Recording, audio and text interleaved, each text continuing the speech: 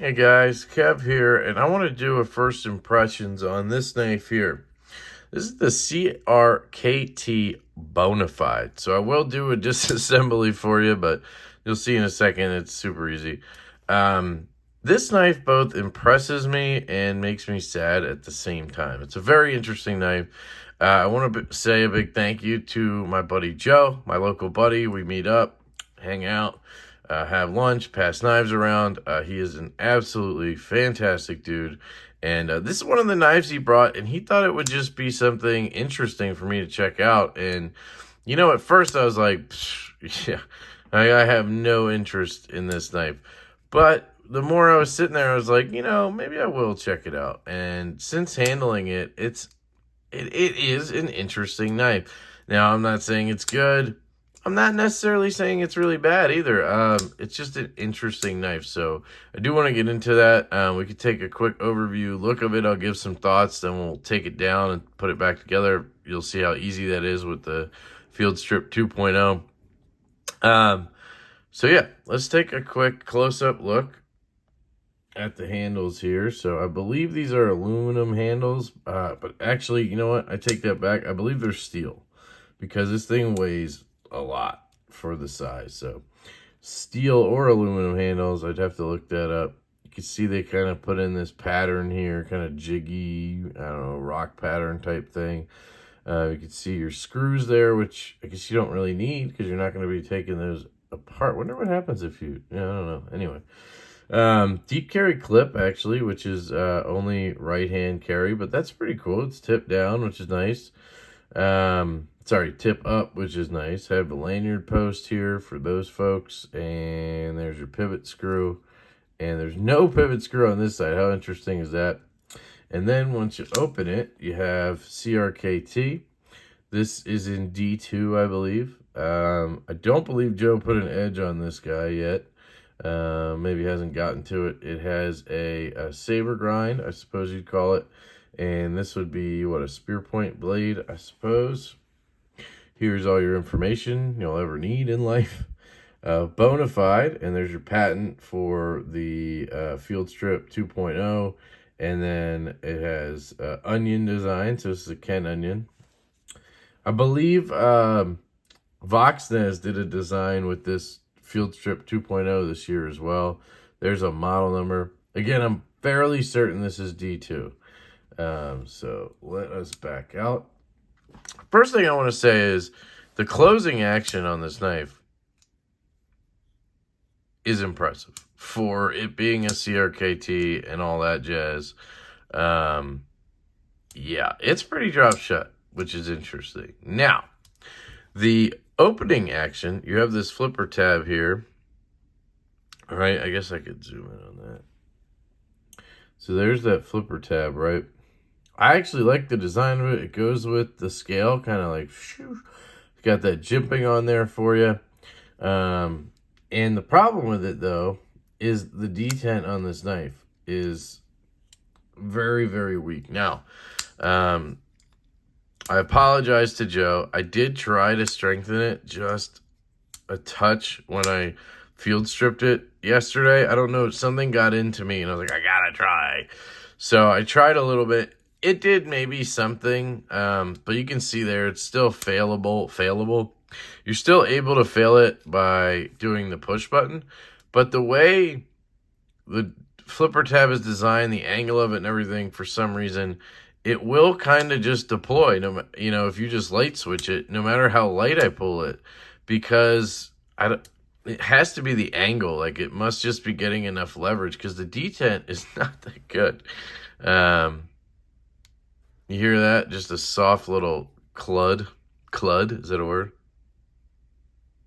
Like, not much of a detent. But if you give it gas, it comes out. It's not like the end of the world. It's just not satisfying, I do like the flipper design. I like how you kind of just drag and it catches and it flips. I mean, that's pretty cool. I like that flipper tab. And again, I like the closing action. Ergonomically, left-handed, it's comfortable. I mean, this is not a small knife, guys. This has to be 3 3/4 on the blade. I'm going to grab my new handy-dandy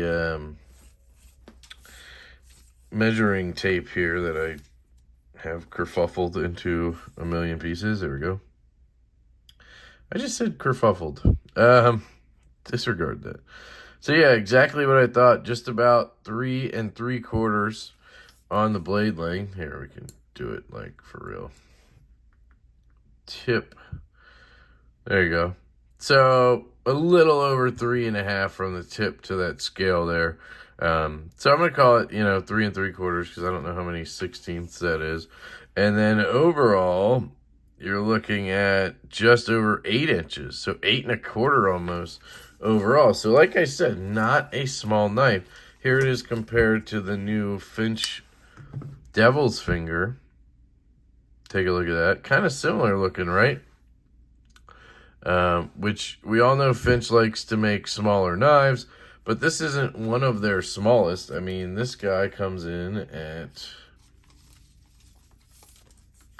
gotta be over 3. Is it wet? Oh, it must be from my drink right here. So yeah, I mean, you're looking at 3 1/4 on the blade on the Finch and 7 1/4 overall. So not the tiniest knife ever, but they are similar in my opinion. So I kind of just wanted to put them side by side. Here they are stacked up.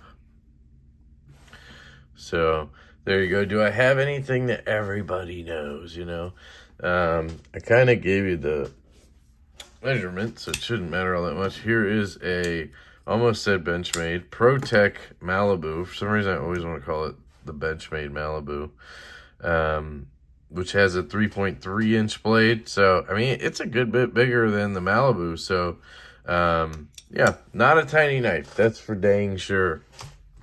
But yeah, ergos, they work. I feel that clip on my fingers right here. Right-handed. I have a large glove-sized hand. You can see I'm kind of, really squeezing in here. If I spread them a little bit, it's very comfortable. Barely feel that clip, to be honest, when I'm right-handed, so that's good. Now, for disassembly, all you do, which is interesting, I'm sure you've seen this, field strip technology, but the new one, like they used to have it down here with like a wheel. You would like kind of turn this thing, and then you would like wheel this thing, and then it would like fall apart, and then you had to put it back together that way, turn the, wheel it back in and turn the thing, right? This new version, you just kind of slide over. You don't have to put any like downward pressure like a button. You just slide it over and then up, and then it comes apart. Bang. There you go. That's it. I mean, it is super, super simple.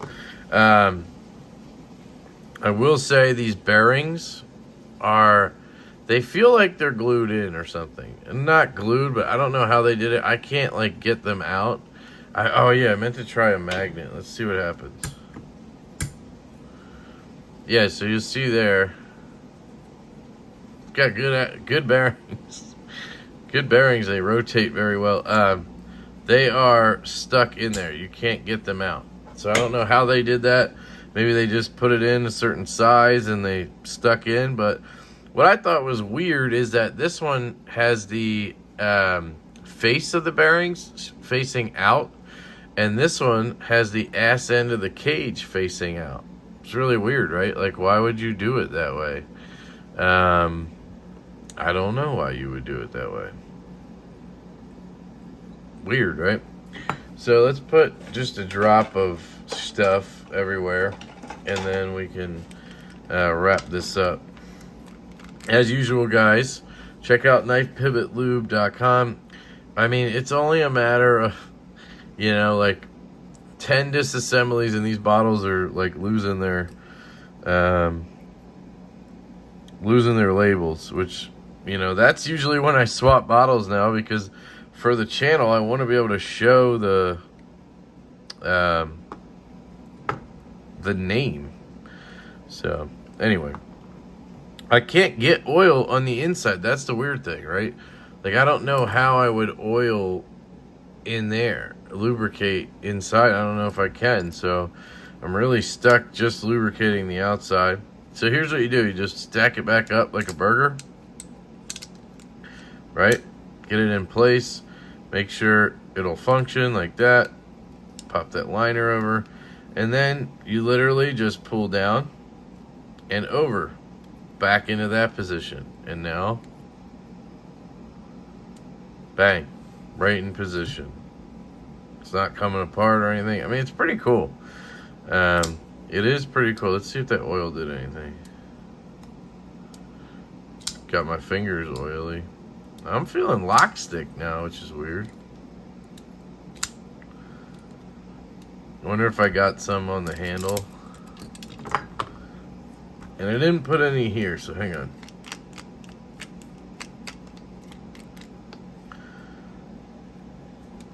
I didn't put any detent.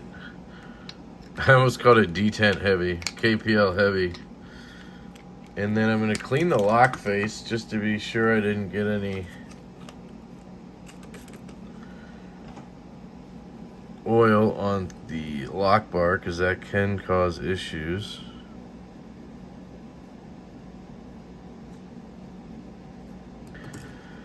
And I'll clean the tang. Yeah, because I had no lock stick before, so could also just be the way I did it. I'll try to shut it, I guess. Do it while it's closed, maybe.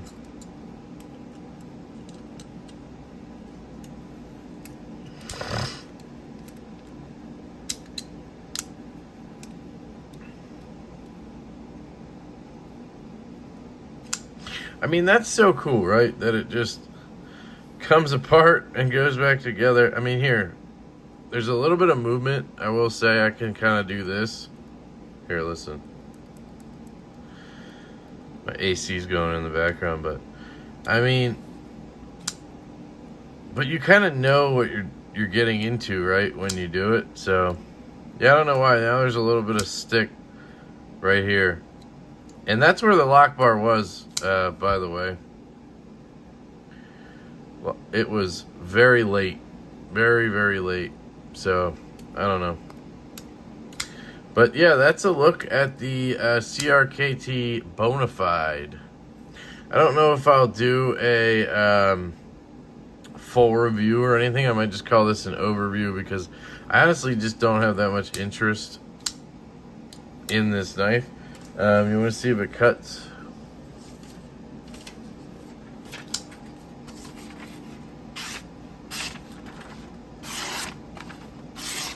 Yeah, cuts pretty well, actually. So it's a Bonafide cutter. Yeah, there it goes. Now it feels normal again. Yeah, I think I was just pushing the lock bar too slow, and I was noticing drag. But that's just how it is. You gotta just, go for it and get it out of the way. The action is actually impressive, though. I gotta give it that. Is there any blade play? Did I ever check? I don't know. Maybe, yeah, the slightest bit. So maybe we could tighten that down. I don't know.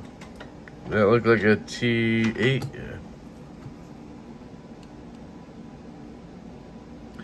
Nope. T6. Nope. What? Oh, do I have a T10 in here? Yes, I do. Idiot. Of course I do.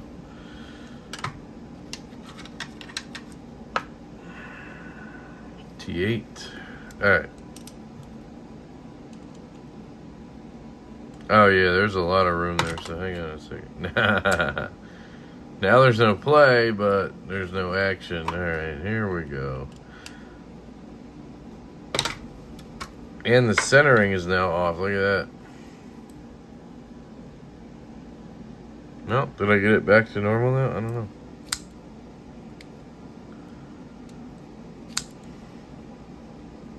No blade play. Pretty good action with no play. So,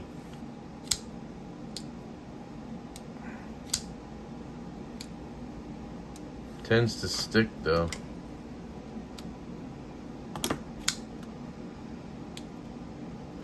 Does that stop when you loosen it?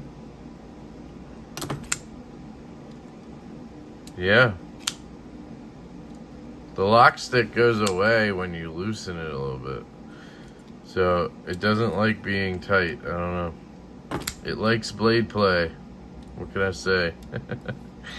Alright, anyway, that's enough of this knife for me. I'm going to put it back in the case, and then I'm going to give it back to Joe, and that's going to be the end of the Bonafide for me. So, CRKT Bonafide, kind of overview there for you. Is it something I'd recommend to people? No. Whatever this costs, which I bet you is more than you think. Like, to me, this is what? Maybe a, I don't know, $40 knife with D2 and steel or aluminum. You know, I get it. There's a cool feature in here, but you also have to have a cool knife. And that detent just is not there. And I'm betting they're charging like $100 for this thing or something like that. So I could be way off. I could be. So if I am, I apologize. If it is a $40 knife, then yeah, it's worth $40. I mean, just because it's intriguing. So yeah, I love you guys. I hope you have an absolutely fantastic day, and I will catch you later.